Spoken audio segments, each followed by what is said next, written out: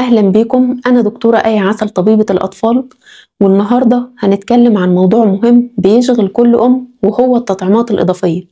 إيه هي؟ ليه مش موجودة في جدول وزارة الصحة؟ وهل فعلا مهمة ولا لأ؟ أول حاجة لازم تعرفيها إن في نوعين من التطعيمات: التطعيمات الإجبارية، ودي اللي وزارة الصحة بتقدمها مجانا لكل الأطفال، والتطعيمات الإضافية، ودي مش موجودة في جدول وزارة الصحة، لكن بتعتمد عالميا من منظمة الصحة العالمية وهيئات كتير طبية موجودة في مركز المصل واللقاح، وبيتاخد في العيادات الخاصة. طب ليه التطعيمات الإضافية مش موجودة في جدول وزارة الصحة؟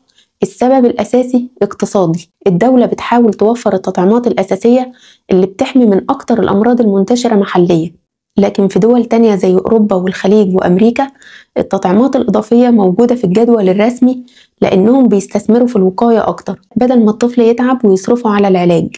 طب إيه هي التطعيمات الإضافية وبتحمي من إيه؟ تعالوا ناخدهم واحد واحد بالترتيب. أول واحد هو تطعيم الروتا، بيحمي من النزلات المعوية الشديدة اللي بتسبب ترجيع وإسهال، وبيتاخد عن طريق الفم. التطعيم ده مرتبط بميعاد، يعني أول جرعة فيه لازم تتاخد قبل عمر 20 أسبوع، ولو الطفل عدى السن ده ما ينفعش يبدأ التطعيم، وآخر جرعة فيه لازم تتاخد قبل عمر 8 شهور.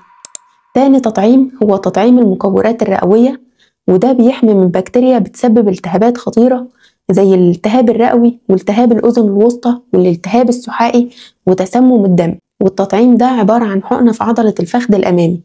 لو الطفل عنده أقل من 6 شهور بياخد 3 جرعات، عند عمر 2 و4 شهور و6 شهور، وبعدهم جرعة منشطة عند السنة. لو بدأ بعد عمر 7 شهور الجدول بيتغير حسب السن وبيبقى عدد الجرعات أقل. التطعيم ده مهم جدا للي بيروح الحضانة أو عندهم مشاكل صدر أو حساسية. التطعيم الثالث هو تطعيم الالتهاب السحائي، والمرض ده خطير جدا، بيسبب التهاب في الأغشية المحيطة بالمخ والحبل الشوكي، وممكن يؤدي لتشنجات أو غيبوبة أو وفاة في الحالات الشديدة. بيتاخد من سن 1.5 شهر، وفي نوع تاني بيتاخد من سن 9 شهور وليه جرعة إضافية بعد السنة. التطعيم الرابع هو تطعيم التهاب الكبد الوبائي أ، وده فيروس بيأثر على الكبد وبيتنقل عن طريق الأكل والمية الملوثة. بيتاخد بعد سن سنة على جرعتين بينهم 6 شهور. التطعيم الخامس هو تطعيم الجدير المائي، وده فيروس بيعمل حرارة وطفح جلدي، بيتاخد بعد عمر السنة. وخلي بالك لو الطفل جاله الجدير المائي قبل كده مش محتاج التطعيم ده.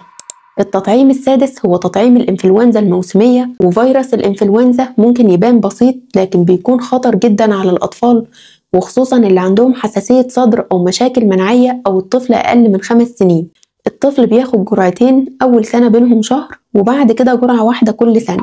وبكده اتكلمنا في الفيديو ده عن أهم 6 تطعيمات إضافية، وهما الروتا والمكورات والالتهاب السحائي والتهاب الكبد الوبائي أ والجدير المائي والإنفلونزا الموسمية. لو محتارة تبدأي بإيه كلمي طبيب الأطفال حسب سن ابنك وظروفه الصحية، ولو الميزانية محدودة ممكن نبدأ بالأهم حسب نمط حياة الطفل. لو عندك أي استفسار اكتبيه في الكومنتات وهجاوبك إن شاء الله، وما تنسيش تعملي لايك واشتراك في القناة عشان توصلك فيديوهات تانية عن صحة الأطفال.